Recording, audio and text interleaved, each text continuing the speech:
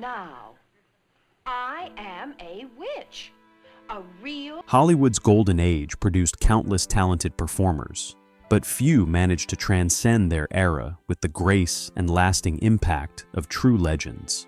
Elizabeth Montgomery, however, became something different, not a movie star in the conventional sense, but a television icon whose name became synonymous with a single role so perfect, so defining, that it would shape the remainder of her professional life in ways both liberating and constraining.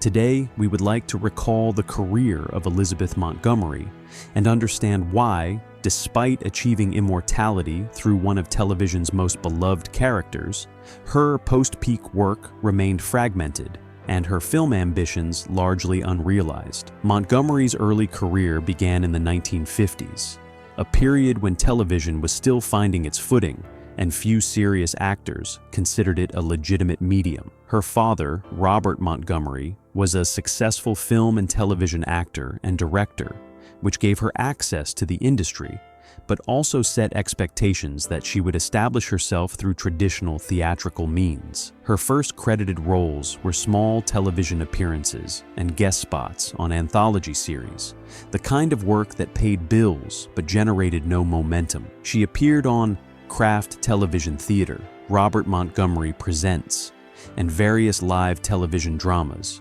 formats that demanded technical precision but offered no lasting audience recognition. These early years saw her developing her craft in the demanding crucible of live broadcast television, where mistakes could not be edited out, and every performance was, quite literally, performed once and then forgotten. By the late 1950s, Montgomery had accumulated dozens of these appearances without breaking through to anything resembling stardom or even consistent work. The breakthrough came in 1960 with the television series The Twilight Zone, where Montgomery appeared in the episode The Execution, a supernatural thriller that showcased her ability to convey both vulnerability and strength. This single appearance demonstrated to producers that she could carry dramatic weight, but it remained, in the context of her career trajectory, an audition rather than a destination. More significantly, in 1964, Montgomery was cast in the television pilot Bewitched, created by Sol Sachs and developed by Harry Ackerman. The role of Samantha Stephens, the beautiful, clever, secretly witchcraft-possessing wife, attempting to live as a normal housewife while managing her overbearing supernatural relatives, seemed at first a quirky sitcom premise. Yet when the show premiered on ABC on September 17, 1964, it became an immediate phenomenon. The first season earned a 31.0 Nielsen rating, extraordinary for the era, and the show climbed to 1 in the Nielsen rankings within its second season, a position it maintained for 5 consecutive years. For 8 seasons and 254 episodes, Montgomery became the face of American television comedy, earning 5 Emmy Award nominations and winning the Golden Globe Award for Best Television Series Musical or Comedy in 1966. The peak window of her career corresponded almost entirely with Bewitched's run from 1964 to 1972. During this period, Montgomery attempted to branch into film, seeking roles that would establish her as a serious actress rather than a sitcom performer. She appeared in The Court Martial of Billy Mitchell, 1955, a small role before her television ascendancy. Johnny Cool, 1963, a box office disappointment that grossed roughly $2.75 million domestically against a modest budget. And most significantly, Bewitched spin-off attempts and television movies that capitalized on her sitcom fame rather than challenging her dramatically. In 1968, she starred in A Case of Rape, a made-for-television movie that received critical acclaim for tackling serious subject matter, but this remained an outlier in her filmography. While Bewitched dominated the Nielsen ratings and made Montgomery a household name, the television industry's hierarchy meant that film studios remained largely indifferent to her availability. Movie actors pursued television with reluctance. Television stars who pursued film were often seen as reaching beyond their station. The structural economics of the era worked against her cinematic ambitions. While she earned substantial income from Bewitched reports, suggests she was earning approximately $30,000 per episode by the show's later seasons. An extraordinary sum for the 1960s. That same fame created a pigeonholing effect that limited her serious film offers. The first significant misstep came not from a failure, but from a strategic misalignment. When Bewitched concluded in 1972 after 8 seasons, Montgomery faced a peculiar problem. She was simultaneously overqualified and underqualified for her next chapter. She was a star, but she was a star defined by a single television role. Studios were uncertain whether audiences would accept her in dramatic films or in different television properties. Her post-Bewitched television work included Amos, 1985, a made-for-television movie, and Legend of Lizzie Borden, 1975. A critically respected television movie that earned her strong reviews but failed to translate into broader film momentum. The film Johnny Cool, 1963, released before her ascendancy but often cited in retrospectives, demonstrated that even before Bewitched, her film vehicles struggled to gain traction with audiences. The fundamental problem was not her acting ability. Reviews of her dramatic work were consistently positive, but rather the industry's reluctance to reimagine her as anything other than Samantha Stephens. Compounding factors accumulated through the 1970s and 1980s. The entertainment industry underwent dramatic shifts.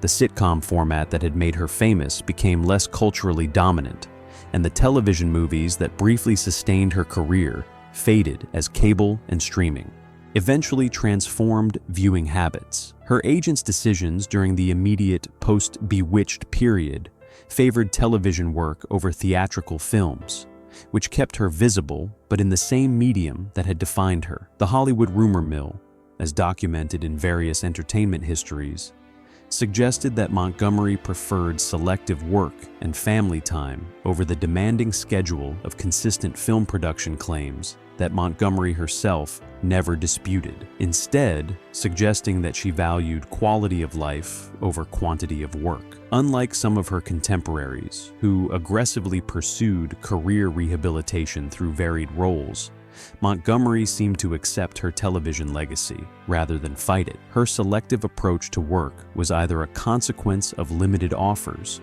or a deliberate choice to step back from the industry's demands. The historical record does not clearly distinguish between these possibilities, though Montgomery's own interviews from the period suggest the latter. In the 1980s and 1990s, Montgomery shifted toward television movies and guest appearances, a pattern that reflected both changing industry economics and her own apparent preferences. She appeared in Deadline for Murder, 1990, Black Widow Murders, The Bluebeard of the Bathtub, 1993, and numerous television guest spots that allowed her to remain working without demanding the full-time commitment of a series. These roles were respectable, but thoroughly undistinguished solid professional work by an actress who was no longer seeking to break through, but simply to remain employed in a field that had made her famous. The production values were modest, budgets were television scale, and the cultural impact was negligible. She earned steady income and maintained her professional standing, but she was no longer advancing her career trajectory or establishing new audience relationships. The gap between the prestige and visibility of Bewitched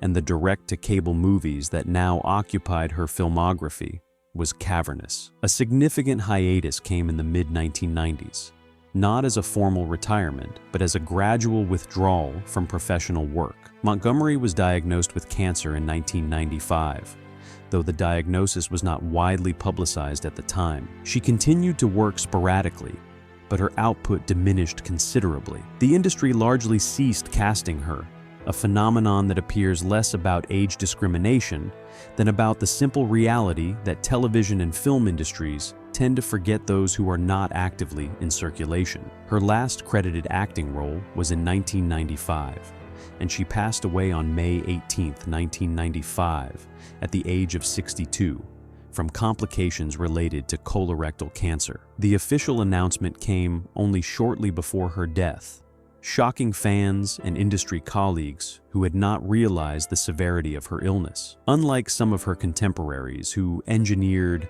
carefully publicized comebacks or maintained cultural relevance through strategic appearances and interviews, Montgomery had already begun her departure from public life before most people understood what was happening. The question of comeback attempts in any traditional sense does not apply to Montgomery's career, as her withdrawal from professional life corresponded with her decline in health. However, her legacy experienced a remarkable resurrection in the decades following her death. Bewitched entered syndication on a permanent basis, generating new waves of viewers who discovered the series through cable television and later streaming platforms. The show that had defined her career achieved something exceedingly rare. It did not fade with time, but instead became a cultural touchstone for new generations. Young audiences discovered Samantha Stephens through reruns rather than through contemporary work, which had the paradoxical effect of making Montgomery's iconic role simultaneously timeless and frozen in the 1960s and early 1970s. Attempts to revive Bewitched as a contemporary series or film project, including a 2005 film starring Nicole Kidman